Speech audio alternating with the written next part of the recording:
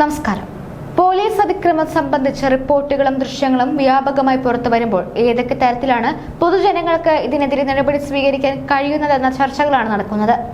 പൗരന്റെ അടിസ്ഥാന അവകാശം പോലീസ് ലംഘിക്കുകയാണെങ്കിൽ സംസ്ഥാന മനുഷ്യാവകാശ കമ്മീഷനിൽ പരാതി നൽകാം. കുട്ടികളോ സ്ത്രീകളോ ഉൾപ്പെട്ടിട്ടുണ്ടെങ്കിൽ ബാലാവകാശ കമ്മീഷനിലും വനിതാ കമ്മീഷനിലും പരാതിപ്പെടാം.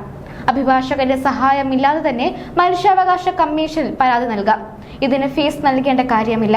കമ്മീഷന് ആവശ്യമെങ്കിൽ ഫോണിലൂടെയുള്ള പരാതിയും സ്വീകരിക്കാം. ഇമെയിൽ വഴി പരാതി നൽകാം. പോലീസിന്റെ ഭാഗത്ത് നിന്ന് മൗലികാവകാശ ലംഘനം ഉണ്ടായാൽ പൗരന് ഹൈക്കോടതിയിലോ സുപ്രീം കോടതിയിലോ സ്വകാര്യ അന്യായം നേരിട്ട് ഫയൽ ചെയ്യാം. ക്രിമിനൽ കോടതിയിൽ സ്വകാര്യ അന്യായം ഫയൽ ചെയ്യപ്പെട്ടാൽ മജിസ്ട്രേറ്റിന് ഏതെങ്കിലും അഭിഭാഷകനെ ഉൾപ്പെടെ അന്വേഷണ ഉദ്യോഗസ്ഥനായി നിയോഗിക്കാൻ അധികാരമുണ്ട്. കോടതിയിൽ അപേക്ഷിച്ച് സെർച്ച് വാറന്റ് കൂടി പുറപ്പെടുവിച്ചാൽ കോടതി നിയോഗിക്കുന്ന അന്വേഷണ ഉദ്യോഗസ്ഥന് പോലീസ് സ്റ്റേഷനിൽ പരിശോധന നടത്തി ദൃശ്യങ്ങളും രേഖകളും പിടിച്ചെടുക്കാനും പരിശോധിക്കാനും അധികാരം ലഭിക്കും. അന്വേഷണ റിപ്പോർട്ട് കോടതിയിലെത്തുമ്പോൾ കുറ്റാരോപിതനായ പോലീസ് ഉദ്യോഗസ്ഥനെതിരായ തെളിവായി അത് മാറും. ഇതിനൊപ്പം പരാതിക്കാരന് പോലീസ് കംപ്ലയിന്റ്സ് അതോറിറ്റിയെയും സമീപിക്കാൻ കഴിയും.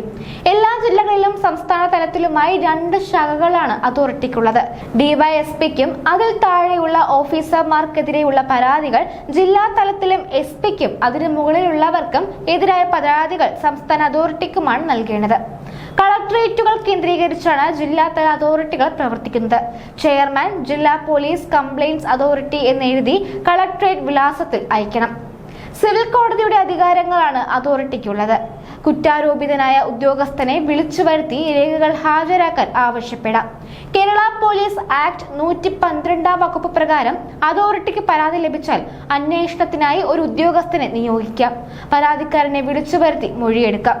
തുടർന്ന് കുറ്റാരോപിതനിൽ നിന്ന് വിശദീകരണം തേടും. ആവശ്യമെങ്കിൽ ഏതെങ്കിലും അന്വേഷണ ഏജൻസിയുടെ സഹായം തേടാനും അതോറിറ്റിക്ക് കഴിയും. അന്വേഷണം പൂർത്തിയാക്കി റിപ്പോർട്ട് സമർപ്പിച്ചാൽ വകുപ്പ് തല അന്വേഷണം നടത്തണോ അല്ലെങ്കിൽ ക്രിമിനൽ നിയമപ്രകാരം കേസെടുക്കണോ എന്നതിൽ സർക്കാരാണ് തീരുമാനമെടുക്കേണ്ടത്. റിട്ടയർഡ് ഹൈക്കോടതി ജഡ്ജി ചെയർപേഴ്സൺ ആയാണ് സംസ്ഥാന അതോറിറ്റി പ്രവർത്തിക്കുന്നത്. സർക്കാർ പ്രിൻസിപ്പൽ സെക്രട്ടറി തസ്തികയിൽ കുറയാത്ത ഉദ്യോഗസ്ഥൻ, DGP തലത്തിൽ കുറയാത്ത ഒരു ഉദ്യോഗസ്ഥൻ, സംസ്ഥാന മനുഷ്യാവകാശ കമ്മീഷൻ നിർദ്ദേശിക്കുന്ന IG റാങ്കിൽ കുറയാത്ത വിരമിച്ച ഉദ്യോഗസ്ഥരുടെ 3 അംഗ പാനലിൽ നിന്ന് പ്രതിപക്ഷ നേതാവുമായി ആലോചിച്ച് സർക്കാർ നിയോഗിക്കുന്ന ആൾ, ലോകായുക്ത നിർദ്ദേശിക്കുന്ന വിരമിച്ച ജില്ലാ ജഡ്ജിമാരുടെ 3 അംഗ പാനലിൽ നിന്ന് പ്രതിപക്ഷ നേതാവുമായി ആലോചിച്ച് സർക്കാർ നിയോഗിക്കുന്ന ആൾ എന്നിവരാണ് മറ്റംഗങ്ങൾ. ജില്ലാ അതോറിറ്റിയിലും വിരമിച്ച ജഡ്ജിയാവും അധ്യക്ഷൻ. ജില്ലാ കളക്ടറും SP യും അംഗങ്ങളായിരിക്കും.